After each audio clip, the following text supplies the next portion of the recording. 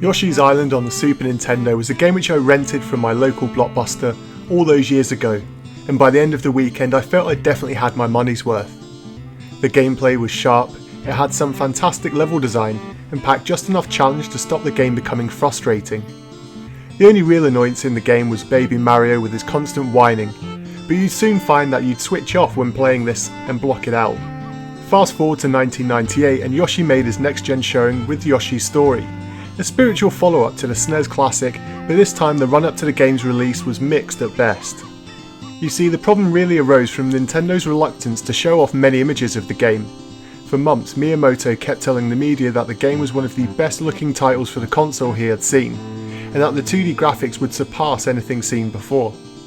Not only that, but as the game's release date drew closer, Nintendo was still reluctant to talk about the game in any detail. This seemed to annoy considerably many of the magazines of the time, as they were deprived of any hands-on game time to start to put the hype factor prior to the game's release. Eventually landing in the West in March of 1998, a few months after the Japanese release at the end of 1997, the game had made some minor additions over its Eastern version, however the game is still essentially the same in both regions. With the Japanese release being plagued by comments of being too easy, Nintendo of America wanted the game's difficulty to be ramped up, and whilst this was being put into the game, the graphics were also given a nice little polish.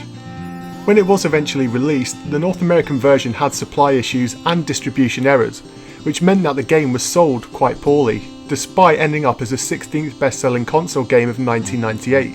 When the game was out of stock, word quickly spread that the game was short and too easy, which meant that within a month that some retailers were selling the game at half the recommended retail price.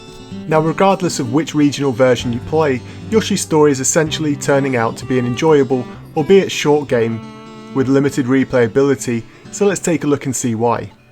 Well, first, when you boot up the game, you're greeted with an overly cute title screen, and the entire pop-up children's book style to the game is definitely something you will either love or hate.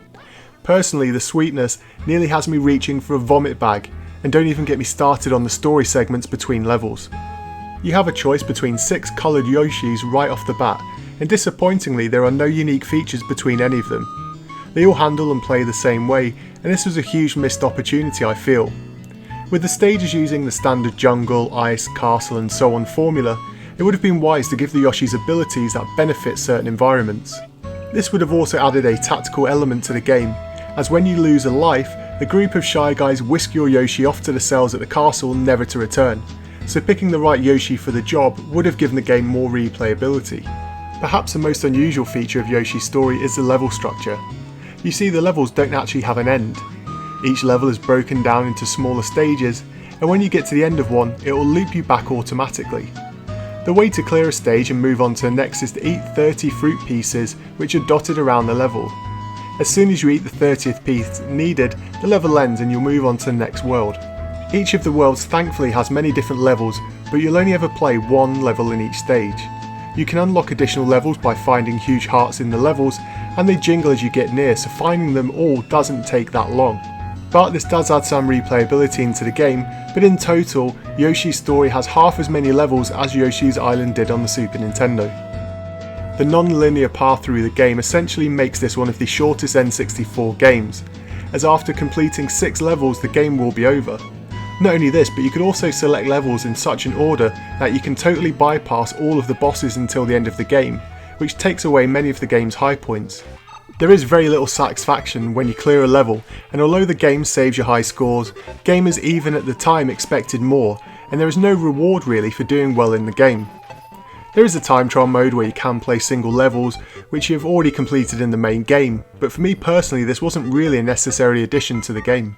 There are a few nice features for high scorers, such as more points when you eat fruit that your coloured Yoshi likes, and slightly different ending if you complete the game having only eaten melons. But sadly, the appeal of the game wears off by the time that most people would want to try and do this. Graphically, Miyamoto did stay true to his promise, and Yoshi's Story is definitely one of the best looking 2D games of the time. The pre-rendered look of the worlds is gorgeous, and there are some beautiful effects and artwork contained in the game. The world itself feels totally alive, and lots of detailed textures and movable objects. Reflections contained on some of the levels are perhaps the best seen in the console, and the physics of the wobbly sections makes you wonder why Nintendo didn't use more of this in the game. After getting over the disappointment of the lack of unique abilities of the Yoshis, the animation and design of all of the enemies and characters in the game is second to none, and the total package runs at 60 frames per second and never suffers from a single frame of slowdown. Also better than expected are the controls. As a kid who grew up on 2D platformers having D-pad movement, the use of the analog stick in Yoshi's Story gives you pinpoint control and precision movement that you expect from any Nintendo game. The speed at which the Yoshis move and their unusual jumping style means there will be some initial practice needed to get to grips, but once you do you'll have no problem completing the entire game within an hour or so. The Yoshi unfortunately don't have the skill sets of Mario or Banjo, but the ability to swim, sniff and ground pound means that exploration in the game is fun, even if the eventual goals are fairly easy to find for any competent gamer. But as expected with any first party game, the music here is catchy and perfectly complements the game. Whilst none of the music ever reaches the highs of Mario 64, the music here draws you into the cutesy world in which the game takes place. Each stage has its own stereo music, and the sound effects again are used sparingly so you won't become annoyed with them.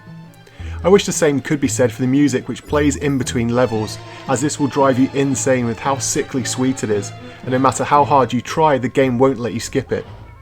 Yoshi's Story never really lived up to my high expectations as a kid. After having loved the classic Yoshi's Island on Super Nintendo, Yoshi's Story felt like a step forward graphically, but a step back in terms of gameplay. Even as a kid I remember completing the game within a matter of hours, and despite going back through the game to unlock the additional levels, there really wasn't much replayability in it, and a week later I'm sure I went to my local game store and traded it in. Now, as an adult playing the game, my opinion hasn't really changed. It's certainly a technically well put together game, but it lacks the magic that you expect with Nintendo being behind it. I felt as if the game could have done with more time in pre-production to really lock down some unique points to include in the game, and making the game linear would have meant the right move here. It's a fun game, but if you haven't already played it, then I would still recommend it even for a short burst. Just don't expect anything more than a dozen or so hours worth of gaming content out of this one. So how do you remember Yoshi's Story? Were you hoping for the game to be a real Yoshi's Island 2? Or did you prefer Yoshi's Story for its graphical detail and the ease of completion in the game? Well, let me know your thoughts and memories of Yoshi's Story in the comments down below, and until next time.